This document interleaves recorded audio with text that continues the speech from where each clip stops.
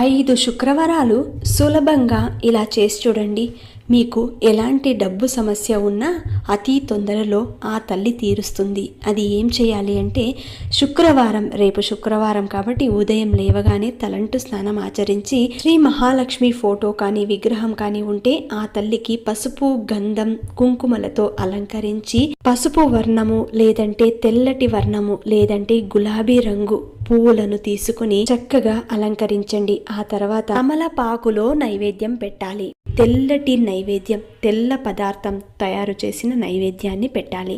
ఆ తర్వాత తమలపాకు మీద కొద్దిగా ఉప్పు వేసి ఆ ఉప్పు మీద పసుపు, కుంకుమ, కొద్దిగా పూలు, ఆ తర్వాత ఒక కాయిన్ పెట్టి దాని మీద మట్టి దీపాన్ని పెట్టి అందులో ఆవు నెయ్యిని వేసి 2 ఒత్తులు వేసి దీపం వెలిగించండి. ఇలా 5 శుక్రవారాలు చేసి చూడండి. రిజల్ట్ మీకే తెలుస్తుంది. ఆ ఉప్పుని నీళ్ళల్లో వేసేయవచ్చు.